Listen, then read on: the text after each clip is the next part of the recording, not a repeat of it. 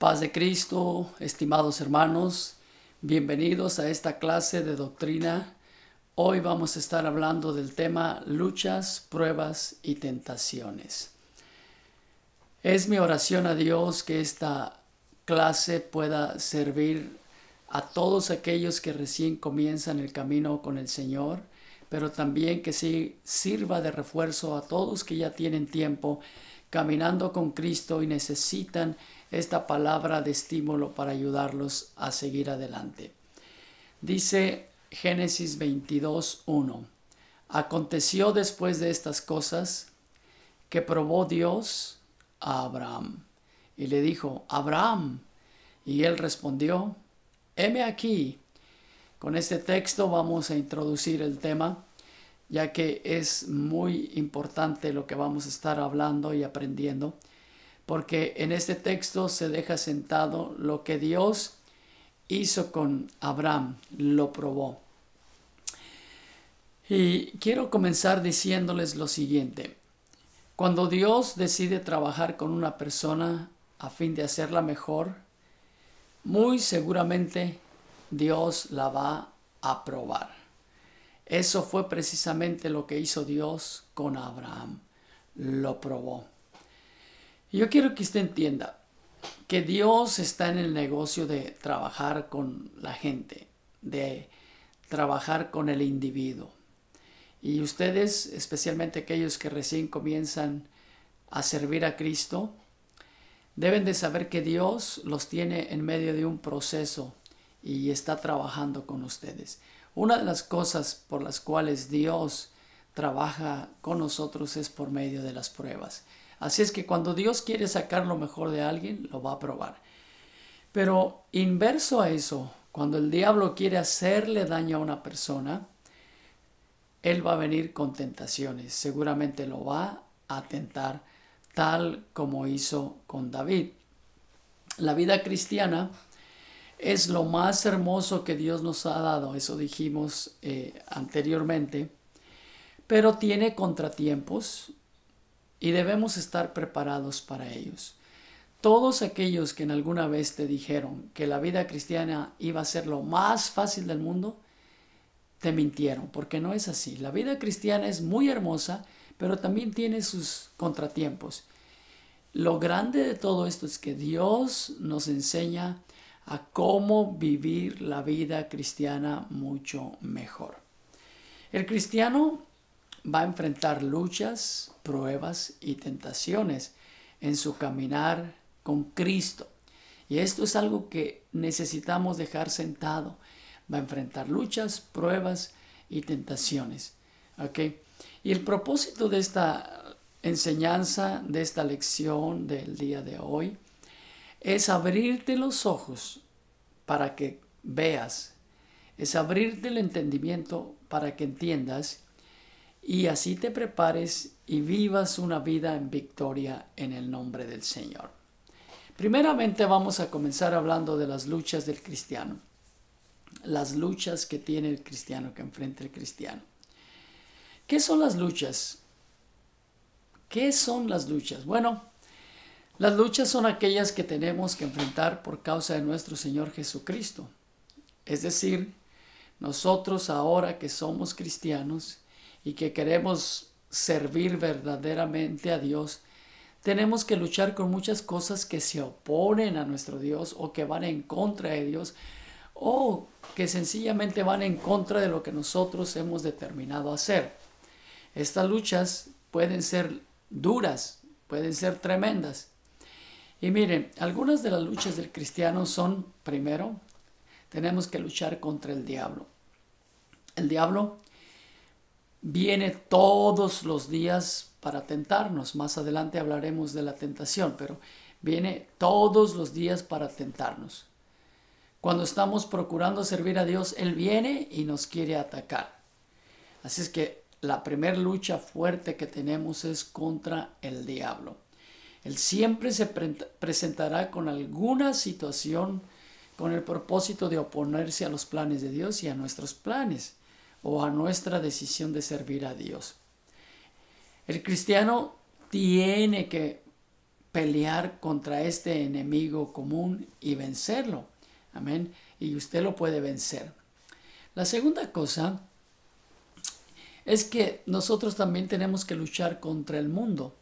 El mundo, ahora que nosotros queremos servir a Dios, que estamos dedicados a Dios, usted que recién comienza la carrera cristiana, el mundo va a tratar de envolverte. Hay muchas personas que están envueltas en el mundo, envueltas en todo lo que el mundo les ofrece. Este mundo nos quiere envolver para que nosotros nos metamos más en el mundo y menos en la iglesia. Y esa es una de las cosas que tenemos que tener mucho cuidado. Nosotros debemos de saber que el mundo nos quiere envolver, nos quiere tomar y envolver y ocuparnos completamente en lo que el mundo ofrece. Cada día nos ofrece muchas alternativas para que vivamos conforme a Él, conforme al mundo, y así impedir que nosotros agrademos al Señor. Así es que el cristiano tiene que luchar contra el mundo todos los días. El mundo ofrece muchas cosas ofrece el mundo, y nosotros tenemos que luchar contra ello. La tercera lucha que tenemos es con nosotros mismos, nuestra carne. Nuestra carne nos pide atención, nos pide placeres, nos pide muchas cosas, y muchas de las cosas que nos pide nuestra carne van en contra de la palabra de Dios. A veces el creyente desea servir a Dios, pero su carne no quiere. A veces el creyente quiere hacer las cosas de Dios, pero la carne es débil, lucha contra su carne. Jesús dijo, a la verdad el espíritu está presto o listo, pero la carne es débil. Entonces el cristiano tiene que luchar contra su carne. Nuestro peor enemigo somos nosotros mismos, nuestra carne. Nuestro peor enemigo somos nosotros. Finalmente, tenemos que luchar con amigos, familiares, personas que a veces nos hacen la guerra, a veces no lo hacen a propósito, a veces lo hacen a propósito, a veces el enemigo los utiliza para que nos hagan la guerra, nos den problemas, nos compliquen la vida. La Biblia dice que por causa de Cristo, muchas personas nos van a aborrecer. Muchas personas se van a hacer enemigos nuestros. Es más, usted que comienza a caminar con Cristo va a perder muchos amigos. Y finalmente se va a dar cuenta que se va a quedar sin amigos de allá afuera. Todos sus amigos van a estar adentro, es decir, en la iglesia. ¿Por qué? Porque el mundo y la gente del mundo y los que aman al mundo están en contra de lo que usted va a estar haciendo. Y esta es una de las cosas. Usted tiene que luchar contra amigos, contra familiares, contra personas que se oponen a nuestra nueva vida. ¿Okay? Personas que nos quieren envolver en sus asuntos del mundo, pero nosotros no nos dejamos. Entonces es una lucha constante, y usted debe de saber eso.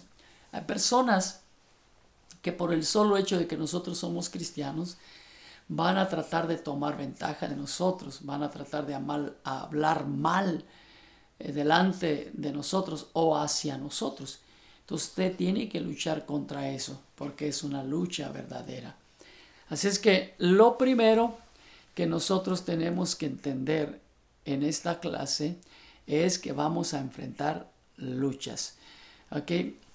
El apóstol Pablo es un ejemplo de sobrevivencia. Él enfrentó muchas luchas. Él fue un hombre que vivió para Dios. Él llegó a decir, para mí el vivir es Cristo y el morir es ganancia. Pablo estaba decidido, si era necesario, a dar su vida por Cristo. Y de hecho lo hizo, pues murió precisamente por la causa de aquel que lo había llamado. Él, Pablo, fue un hombre que vivió una vida de obstáculos todo el tiempo. Llegó a ser un gran predicador, pero también uno de los que más sufrió por la causa de Cristo, el apóstol Pablo.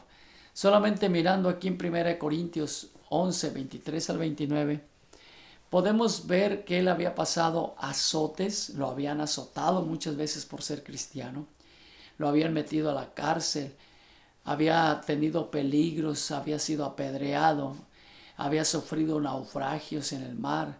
Algunos falsos hermanos en la iglesia lo habían acusado y le habían hecho daño. Muchos trabajos había pasado por la obra de Dios.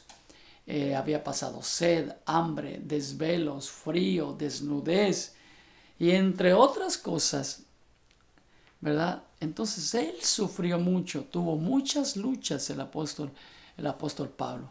Sin embargo, Pablo no se detenía en su carrera, y es lo que usted tiene que hacer. Usted no se puede detener en su carrera cuando está sirviendo a Cristo. Él llegó a decir: prosigo a la meta, al premio del supremo llamamiento de Dios en Cristo Jesús.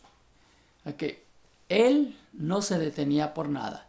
Él seguía avanzando, seguía avanzando. Y eso es lo que un cristiano decidido debe de hacer. No importa las luchas que vengan, no importa lo duro que tenga que luchar, él tiene que seguir adelante en el nombre de Jesús. Y al igual que Pablo, nosotros no nos podemos detener ante los obstáculos, y menos ahora que nuestra salvación está tan cerca. Algunos consejos para vencer en la lucha. Bueno, la vida cristiana es como una carrera donde hay que luchar, y hay que correr, y hay que pelear, y uno no se puede detener. Esta es una carrera donde uno no se puede detener, porque si uno se detiene, se acaba todo, ¿verdad? Lo segundo, uno en esta carrera o en esta lucha tiene que luchar limpio. Todo aquel que lucha, dice la Escritura, de todo se abstiene. Ellos, los corredores o los gladiadores, a la verdad, para recibir una corona corruptible, pero nosotros una corona incorruptible. El cristiano tiene que vencer, pero solo lo conseguirá si limpia o lucha legítimamente, ¿ok? O limpiamente. Y número 3, uno en la lucha tiene que despojarse de todo, así como el corredor se despoja de todo. En el libro de Hebreos podemos leer lo siguiente. Dice el escritor: despojémonos de todo peso y del pecado que nos asedia, y corramos con paciencia la carrera que tenemos por delante, puestos los ojos en Jesús, el autor y consumador de la fe. El cristiano a veces va cargando muchas cosas en su caminar, y eso lo detiene. Pero en esta lucha uno tiene que despojarse de todo, ¿ok? Despojarse de todo para poder estar livianito y poder correr. Finalmente, uno tiene que olvidar el pasado. Tiene que olvidar y romper con el pasado. A veces el pasado no nos permite luchar bien, no nos permite esforzarnos, no nos permite correr esta carrera. Dice: hermanos, yo mismo no pretendo haberlo ya alcanzado todo, pero una cosa hago, olvidando ciertamente lo que queda atrás y extendiéndome a lo que está delante, prosigo a la meta, al premio del supremo llamamiento de Dios. Entonces, en una lucha, uno tiene que despojarse de todo, tiene que luchar legítimamente, y uno tiene que romper con todo el pasado. Es la única manera que nosotros podremos salir adelante, con la ayuda de Dios. Amén. Así es que es muy importante que entendamos que como cristianos vamos a enfrentar luchas, pero esas luchas hay que vencerlas con la ayuda del Señor. La segunda cosa que necesitamos hablar en esta lección es sobre el asunto de las pruebas. Las pruebas es un elemento muy importante en la vida cristiana. Por lo general, las pruebas vienen de Dios. A veces, el Señor hace cosas con el solo propósito de que nosotros aprendamos una lección, o simplemente Él lo hace para que nuestra fe crezca. Entonces, no solamente son las luchas, pero también son las pruebas que nosotros tenemos que aprender a trabajar y a lidiar con ellas. A diferencia de las luchas donde es una especie de pleito, de pelea, las pruebas es todo lo opuesto. Las pruebas funcionan de una manera totalmente distinta. Trabajan mucho lo que es la paciencia. Y vamos a mirar este asunto de más cerca. Al principio hablábamos de Abraham, que Dios probó a Abraham. Y sí, Dios lo probó pidiéndole a su único hijo, a Isaac, al que había tenido en su vejez y sobre el cual estaba puesta su esperanza de la promesa que Dios le había hecho de levantar de él una nación grande y poderosa. Dios le dijo, entrégame a tu hijo, al que tú amas. ¿Okay? Y Abraham no le negó su hijo a Dios. Y por eso fue llamado el padre de la fe. Nosotros entendemos que fue una prueba dura la que tuvo que pasar Abraham. Aunque sí, Abraham no sacrificó a Isaac, pero ya iba a sacrificarlo. Y el ángel de Dios lo detuvo para que no lo hiciera, pero seguramente fue una prueba muy difícil. Después tenemos el ejemplo de Israel. La Biblia dice que Dios probó a Israel. Después que lo sacó de la tierra de Egipto y lo llevó a la tierra prometida, 40 años lo probó en el desierto. Había un camino breve, un camino corto, 2-3 semanas y hubieran llegado al camino a la tierra prometida. Sí, en aquellos entonces había un camino por la orilla del mar de Egipto a la tierra prometida. Digamos que les hubiera tomado un par de meses por tanta gente que tenían. Sin embargo, duraron 40 años. La pregunta es ¿por qué? Bueno, porque Dios quiso probarlos a ellos. Los quiso probar. Y los probó por todo este tiempo porque fueron desobedientes, fueron duros de corazón, fueron duros de servir. Dios les mandaba algo y no obedecían. Y por esa causa, Dios tuvo que probarlos. Okay. Solamente 2 personas entraron de más de 2 millones de personas. Fue Josué y Caleb, porque fueron los únicos que fueron obedientes, sumisos a Dios y que obedecieron a Dios y tuvieron un espíritu diferente. Todos los demás murieron en el desierto y entró una generación nueva, una generación que nació y creció en el desierto. Entonces, Israel es un ejemplo que Dios utiliza para trabajar con su pueblo y darnos una enseñanza a nosotros de que Él prueba a su pueblo, a sus hijos. Así como probó a Abraham, así como probó a Israel, así también nos prueba a nosotros. ¿Pero qué son las pruebas? Las pruebas son procesos a los cuales Dios nos somete para probar nuestra fidelidad, nuestra fe y para probar nuestro cristianismo y también nuestro amor. Dios nos pasa por una prueba. Él quiere saber si nosotros lo amamos, si nosotros creemos en Él, si nosotros confiamos en Él. En nuestra vida cristiana, tarde o temprano, Dios nos va a probar. ¿Y nos va a probar para qué? ¿Para que suframos? No. Nos va a probar para hacernos crecer espiritualmente.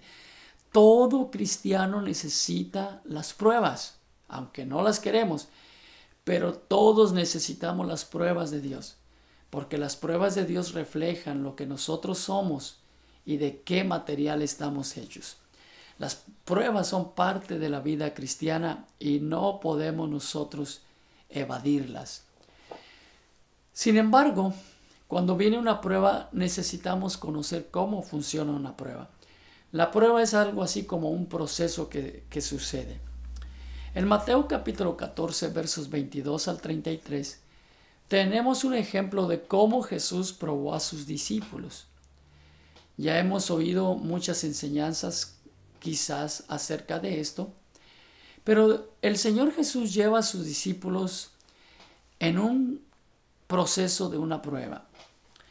Él les pide que entren al mar de Galilea, cuando van a enfrentar un fuerte viento, una tempestad tremenda allí en el mar. Y vamos a analizarla desde una perspectiva analítica. Mire bien. Ellos ya habían tenido una experiencia similar cuando atravesaban el mismo mar, pero en aquella ocasión, cuando los sorprendió una tempestad y las olas cubrían la barca, Jesús iba con ellos. Él iba durmiendo tranquilamente, así es que solo hicieron despertarlo y lo despertaron y el Señor les ayudó y salieron victoriosos. Pero en esta nueva travesía del mar, Jesús no va con ellos van solos. De hecho, Jesús los mandó que se metieran al mar, como vamos a ver a continuación. Aquí podemos notar un proceso en lo que es la prueba. Toda prueba lleva un proceso de parte de nuestro Señor Jesús. Mire bien, las fases de una prueba. Primero, la fase 1. En una prueba, la prueba es iniciada por Jesús.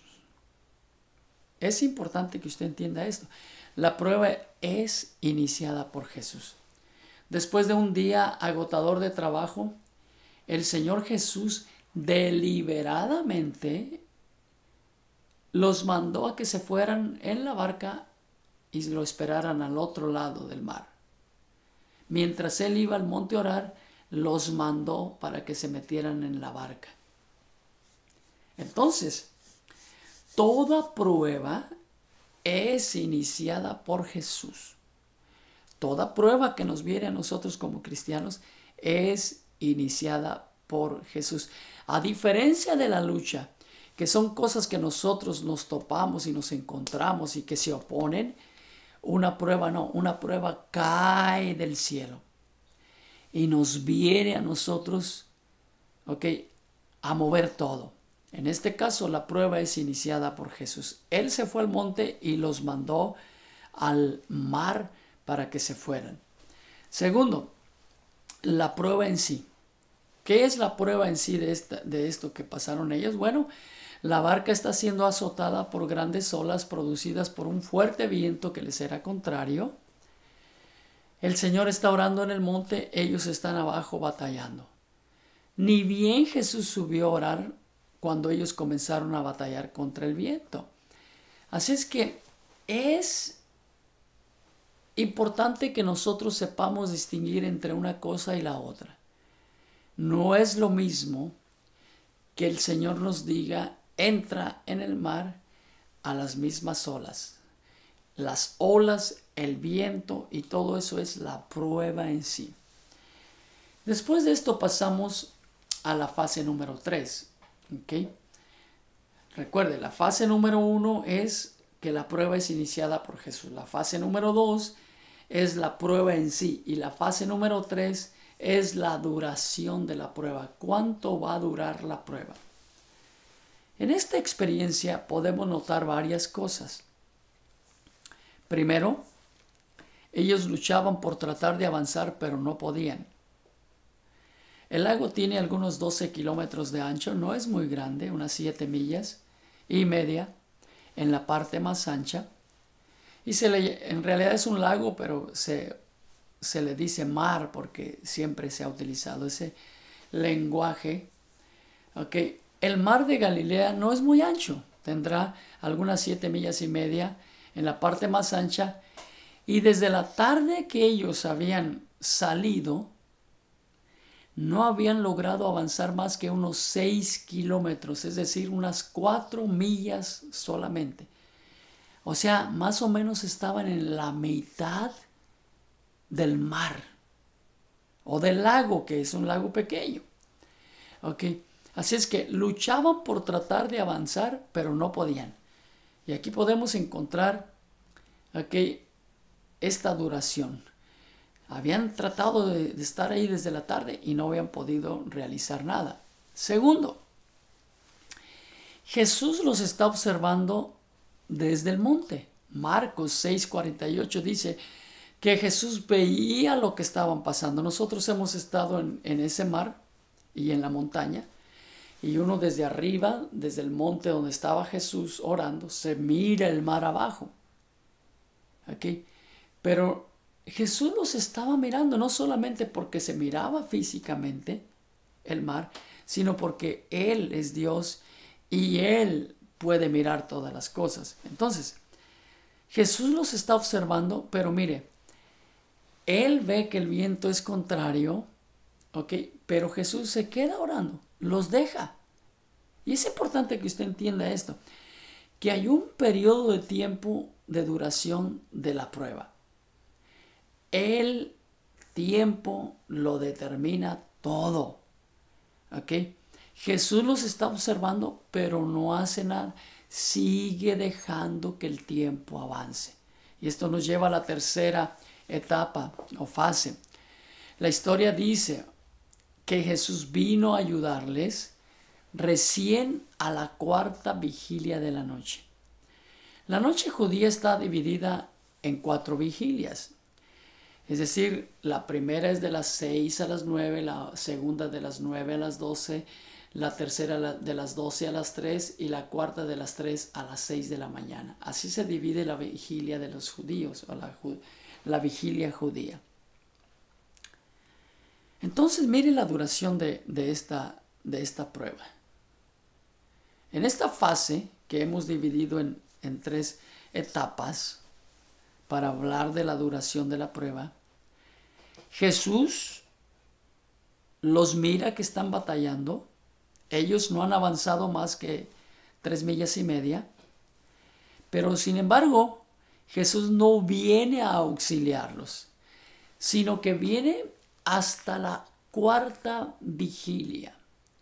En esta última vigilia de la noche es cuando Jesús viene a ayudarles, es decir, entre las 3 y las 6 de la mañana.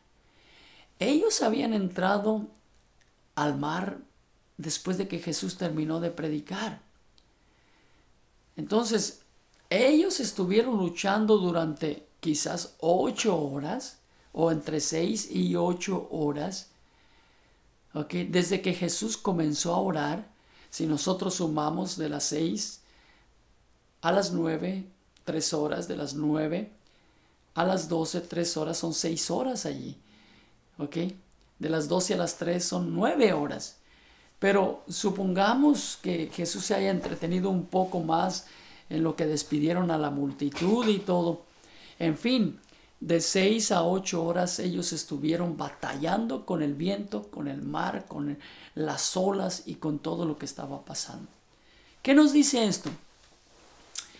Nos dice que las pruebas van a tener un tiempo de duración y Jesús lo sabe muy bien. Él lo sabe muy bien.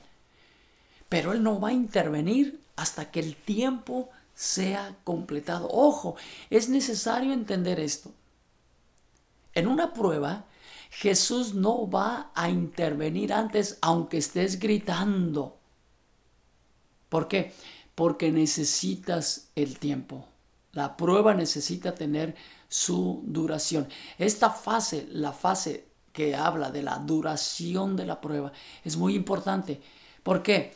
Porque si Jesús viene antes de que pase el tiempo, tú no vas a agarrar la lección. No vas a aprender nada. Recuerda, Él tiene el tiempo señalado y Él sabe muy bien. Finalmente pasamos a la fase 4, la cual es la resolución de la prueba, es decir, los resultados de la prueba. En la etapa final de la prueba, vemos la resolución de la misma manera. Los resultados de la prueba, estos en el caso de los apóstoles fueron muy provechosos. Y esto es lo más extraordinario. Cuando una persona es probada y pasa por el proceso normal, es decir, no es sacado de la prueba antes de tiempo, los resultados van a ser extraordinarios, como vamos a ver enseguida. En este caso, la resolución de la prueba con los discípulos es que cuando los discípulos ya no pudieron más, Jesús vino a ellos y Él vino caminando por las olas, por las aguas. ¿Ok? Cuando los discípulos tuvieron miedo, Jesús les dio ánimo, les dijo, yo soy, no tengan miedo. Cuando Jesús llegó a ayudarlos y ellos se dieron cuenta que era Jesús, hasta Pedro caminó sobre las aguas. Ok, número 4.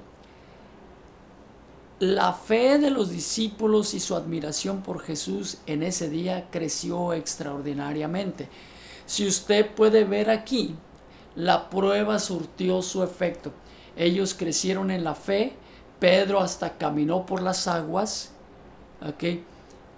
Ellos recibieron muchos beneficios de esta prueba. Y es importante que usted entienda. Así es que las lecciones para el cristiano acerca de las pruebas. Bueno, las pruebas son necesarias. Número 1, la prueba es necesaria. El ejemplo de la barca en la tormenta nos enseña cómo es que Dios nos prueba. En ocasiones, Él nos prueba fuertemente, pero es así como se templa el cristiano. En la dificultad, en la tormenta. Allí es donde se ve de qué material estamos hechos. Y miren, es importante entender que Él nunca nos va a dejar solos en la prueba. Jesús los estaba mirando, los estaba observando.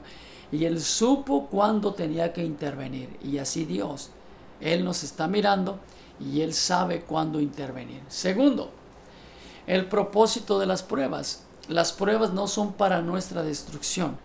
Las pruebas que nos da el Señor Jesús son para nuestro crecimiento, para que crezca nuestra fe, para que crezca nuestro amor, para que crezca nuestra confianza en Dios.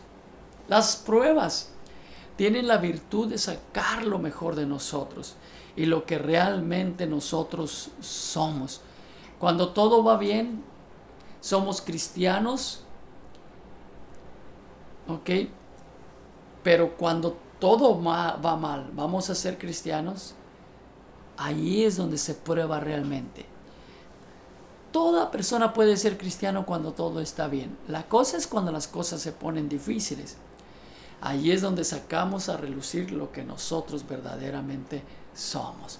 Amén. Así es que hemos hablado de las luchas, hemos hablado de las pruebas. Las dos son necesarias y las vamos a enfrentar como cristianos. Las luchas contra el diablo, el mundo, nuestra carne y contra las personas que nos quieren hacer la vida de cuadritos. Y las pruebas vienen de Dios y esas nos las va a mandar, pero con la intención de hacernos mejores cristianos. Amén. Finalmente, vamos a hablar de la tentación. La tentación es algo que también va a venir a nosotros y no podemos evadirlo. ¿Okay? Las tentaciones van a venir. Y usted que comienza la carrera cristiana, le van a venir las tentaciones.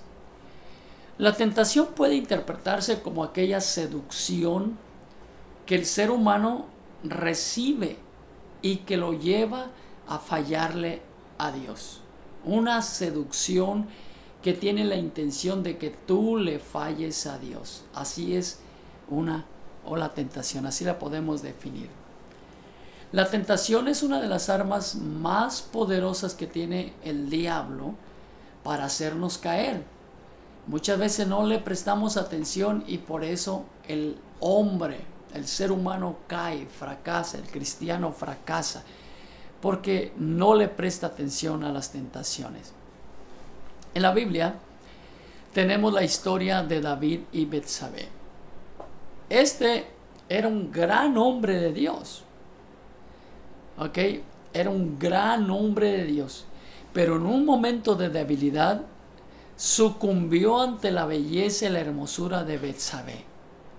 La historia relata que David la estaba mirando, la observó mientras ella se bañaba y él descansaba en su terraza. Había mandado a la gente a la guerra. En ese tiempo los reyes van a la guerra, pero David se quedó en casa, se quedó de ocioso. Y alguien dijo que en la ociosidad, en el ocio es donde está el terreno más fértil para Satanás, para poner su semilla. David se había quedado y estaba en la terraza mirando, y allá miró una mujer que se estaba bañando y la deseó, la codició y mandó a buscarla y se acostó con ella y pecó porque ella no era su esposa, entonces este pecado de David le causó muchos dolores. David sucumbió ante la tentación, no pudo vencer su carne. Y quiero decir que esto es algo que le puede pasar a cualquier persona que se descuida. Recuerde, dije en la sesión anterior, en las luchas, de que el peor enemigo que nosotros tenemos es nuestra carne. Tenemos que luchar contra nuestras pasiones y contra nuestros deseos. Bueno, aquí se ve. David fue vencido por eso. Le vino la tentación. Yo quiero que usted entienda algo. Muchas veces la tentación va a venir. Va a venir. Y tenemos que saber cómo hacerle frente. ¿De dónde viene la tentación? Sí, ¿se ha preguntado alguna vez de dónde viene? La tentación por lo general viene del diablo, ¿ok? Pero también viene del mundo y en ocasiones viene de nuestros propios deseos, de nuestras propias pasiones. Lo vamos a explicar aquí. Es importante entender que Dios no nos tienta, el diablo es el que tienta, aunque esa palabra a veces se traduce como tentar en la escritura, como prueba, una tentación. Pero hay que dejarlo claro, la prueba viene de Dios, la tentación viene del diablo. ¿Ok? El diablo es el primero que nos tienta. El diablo es el causante principal de la tentación. Toda tentación va a ser iniciada por este enemigo que nosotros tenemos. Él no hace diferencia entre uno y otro, entre una persona y otra. Él tienta a todos por igual, al más grande, al más pequeño, al que tiene muchos años de servir a Dios como al que apenas va comenzando. El diablo no hace diferencia. Él tienta a todos, incluso a nuestro Señor Jesús. Lo tentó. Ni Jesús escapó de la tentación, siendo quien era Jesús. Eso nos dice a nosotros que si Jesús fue tentado, nosotros también vamos a ser tentados. Dice Mateo 4, del verso 1 al 3. Entonces Jesús fue llevado por el Espíritu al desierto para ser tentado por el diablo.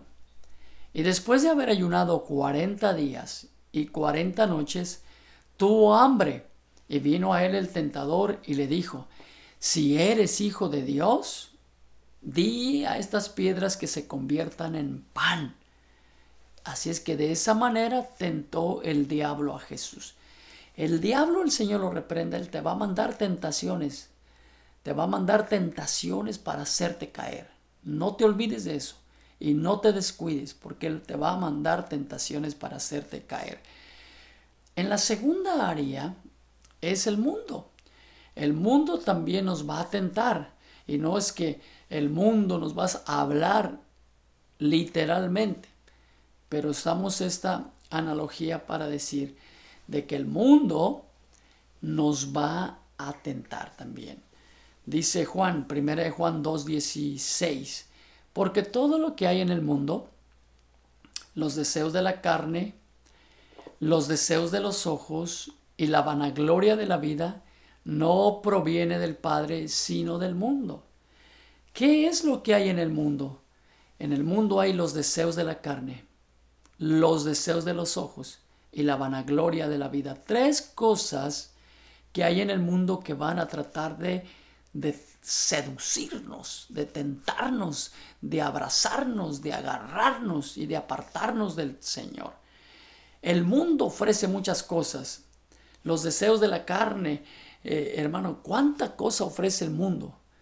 Muchísimas cosas, y eso trabaja con nuestra carne, nuestros miembros, los deseos de la carne, los deseos de los ojos, ¿okay? Y la vanagloria de la vida, la fama del mundo, el dinero, los placeres, los vicios, tanta cosa que hay en el mundo, ¿okay? Y esa es una tentación terrible para el Hijo de Dios.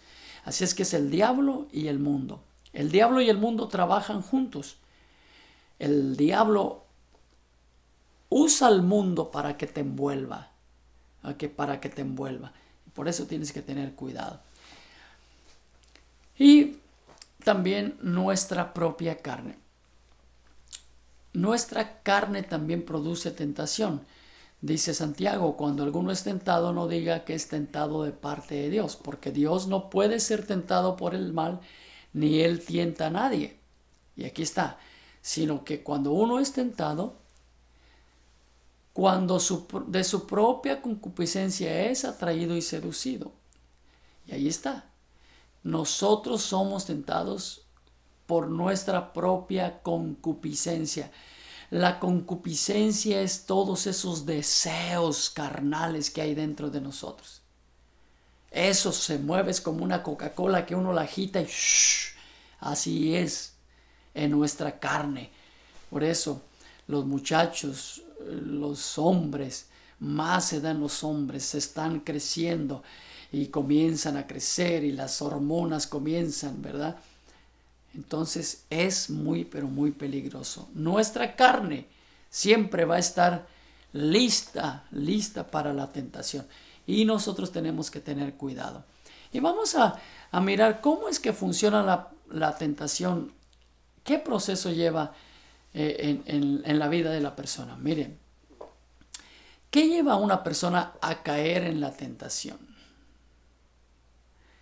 Las personas son tentadas de sus propias concupiscencias, es lo primero que hay que decir. Las concupiscencias son los deseos desmedidos e incontrolables de la carne, o incontrolados. El hombre que no gobierna sus pasiones será gobernado por ellas. ¿Okay? Cohen dice, la tentación siempre nos ataca en nuestro punto de mayor vulnerabilidad.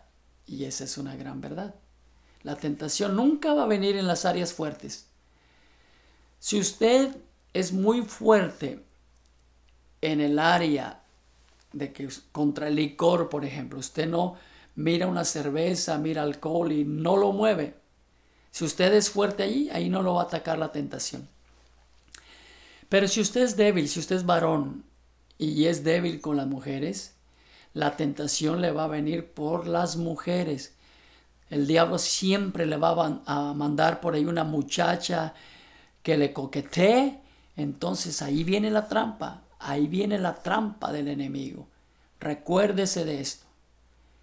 Va a venir sobre sus áreas más vulnerables, más débiles. El apóstol Santiago nos presenta un proceso. Primero es la debilidad. En una tentación, cuando una persona es tentada, lo primero que pasa es la debilidad. La persona se debilita. ¿Ok? Se debilita. ¿Y por qué viene la debilidad? Cuando un cristiano se aleja del Señor, entonces es que se comienza a debilitar espiritualmente. ¿Okay? No viene a la iglesia, no busca a Dios, no ora, no ayuna, no asiste a los cultos. Entonces se debilita esa persona. Y cuando una persona se debilita espiritualmente, entonces la carne dentro de él comienza a moverse, las pasiones y todo está débil. Es como el que tiene hambre y no ha comido. ¿Okay? Tiene hambre, está débil. Le arriman un platito de comida y se lo va a querer comer. Claro, porque está débil.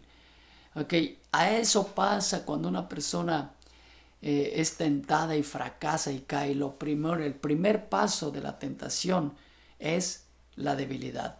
El segundo paso es la seducción, en sí la seducción. Esta es el arma más poderosa de Satanás para hacernos caer. Cuando una persona es seducida, cae en la trampa y sin darse cuenta siquiera. Es decir, por ejemplo, pensemos en un hombre que una mujer lo comienza a coquetear, lo comienza a seducir. Poco a poco va cayendo y no se da cuenta. Está siendo seducido. Eso fue lo que le pasó a Sansón. Sansón comenzó a ver a las hijas de los filisteos y le decían, no te conviene, pero él miraba hasta que se encontró una que lo hizo caer. Dalila lo hizo caer, lo sedujo y cayó. ¿Ok? Sansón cayó, así como cayó David, fue seducido por la belleza de aquella mujer. Seguro que se le metió en su mente, en su cabeza y comenzó qué hermosa está, qué bien se ve, qué bonita se mira, y estaba metido en su cabeza, lo sedujo su belleza. Es el segundo paso de la tentación, la seducción. ¿Ok? Y tercero es la caída. La caída. Esto es cuando los deseos carnales incontrolados conducen a la persona al pecado. David la mandó llamar. ¿Ok? Él era el rey. Así es que mandó llamar a Betsabé. La trajeron a Betsabé a la casa. ¿Ok? Y le habló. Y se metió con ella. Y cayó. Y fracasó. ¿Ok? La belleza, en efecto, dicen que Betsabé era muy, pero muy hermosa. Entonces cayó David, ¿verdad? Por eso. Entonces la caída es cuando los deseos carnales incontrolables lo llevan a la persona a dejarse caer en esa tentación y en el pecado. Y así es como la persona es seducida, atraída y cae. Finalmente viene la muerte. Una persona que ha caído en pecado, el adúltero, por ejemplo, en caso de David, lo que le espera es la muerte. David no murió, pero murió el hijo de Betsabé. Dios lo castigó y le dijo, no te voy a quitar la vida a ti, pero tu hijo, el que va a nacer de Betsabé, va a morir. Irremediablemente va a morir. Y murió, porque el pecado trae muerte. Y aunque no estamos hablando quizás de una muerte física, una muerte espiritual, la persona se puede condenar, se puede ir al infierno. ¿Okay? Es importante que usted entienda eso. La tentación te puede mandar al infierno.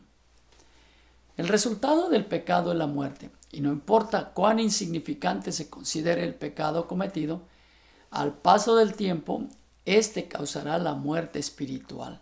¿Okay? Eso fue lo que pasó con Adán y Eva también desde el principio. Ellos estaban en el paraíso, tenían todo, cayeron, fueron seducidos por la serpiente, ¿okay? Cayeron y después fueron arrojados del jardín del Edén. Muy bien, termino esta sesión. ¿Cómo podemos vencer la tentación? Bueno, la tentación es algo que existe, que va a venir, pero tenemos que vencerlo. Y aquí les doy la clave de cómo vencerlo. Primero, tenemos que someternos enteramente a Dios. ¿Sí? Una persona no sometida a Dios será presa fácil del enemigo. Hay que someterse a Dios. Someteos pues a Dios, resistir al diablo y huirá de vosotros. Eso dice Santiago. Entonces la respuesta a la tentación es sometimiento. Un corazón sometido a Dios no va a caer tan fácil en la tentación. ¿Por qué? Imagínense, usted mira el licor, la cerveza o la mujer, o mira la droga, o mira cualquier otra cosa. Usted, espérate, no. Su corazón está sometido a Dios. Usted lo va a pensar 2 veces antes de caer. Obviamente hay que agregarle el temor de Dios para otra enseñanza. Hay que ser temeroso de Dios. Pero se tiene uno que someter a Dios. Lo segundo, uno tiene que utilizar la palabra. Porque está escrito, le dijo Jesús al diablo, no solo de pan vivirá el hombre, sino de toda palabra que salga de la boca de Dios. Cuando venga la tentación, usted debe de usar la palabra de Dios para reprender esa tentación. Como en el caso de Jesús, si eres hijo de Dios, di que estas piedras se conviertan en pan, porque Jesús tenía hambre. ¿Ok? Pero Jesús contestó con la palabra, no solo de pan vivirá el hombre. Así tenemos nosotros que aprender a usar la palabra de Dios también. Número 3, hay que orar. ¿Ok? Hay que orar. Jesús aconsejó a sus discípulos y les dijo, oren así, y no nos metas en tentación, mas líbranos del mal, porque tuyo es el poder y la gloria. Entonces uno debe de orar, Señor, no nos metas en tentación. No, es decir, no permitas que entre en tentación, eso es lo que quiere decir. Recuerde, a diferencia de la prueba, uno tiene que entrar a la prueba, Pero en el caso de la tentación, nosotros tenemos que orar al Señor. Señor, no permitas que me tiente el tentador hoy. No nos metas en tentación, quiere decir, no permitas que venga el tentador a tentarme hoy. No sea que te falle, Señor, no permitas. Tenemos que orar para que no nos ataque el tentador. Jesús también dijo, velad y orad para que no entréis en tentación. El espíritu a la verdad está presto, pero la carne es débil. Hay que orar, Señor, que no entre en tentación hoy que no tenga tentaciones, Señor. Hay que orar. Esa es la forma más efectiva de vencer la tentación. ¿Ok? En el nombre de Jesús. Así es que termino, estimados hermanos, leyendo este texto. No os ha sobrevenido ninguna tentación que no sea humana, pero fiel es Dios, que no os dejará ser tentados más de lo que podéis resistir, sino que dará también juntamente con la tentación la salida para que podáis soportar. Esto es lo que dice la Escritura. Yo quiero decirles a ustedes, son tres cosas que he hablado: las luchas, las pruebas y las tentaciones. Todas operan de una manera distinta, pero de todas nos puede librar el Señor. Recuerde, usted puede ser librado de todas estas cosas, porque estas cosas van a venir, pero usted, en el nombre de Jesús de Nazaret, puede vencer y debe de vencer, puede vencer la lucha, puede salir victorioso en la tentación y puede crecer por medio de las pruebas, en el nombre del Señor. Espero que esta clase de doctrina les sirva mucho. Compártala con sus amigos, con sus hermanos, para que ellos aprendan estas cosas. Todas estas enseñanzas están tomadas de mi libro La Vida Cristiana. Usted puede adquirir este libro también para que profundice en estas cosas, en el nombre del Señor. Puede comprarlo. La Vida Cristiana, una guía bíblica para nuevos convertidos, está disponible en amazon.com o en mi página robertotinoco.net, y esto les va a ayudar mucho en el nombre de Jesús. Dios los bendiga, hermanos, y hasta la próxima.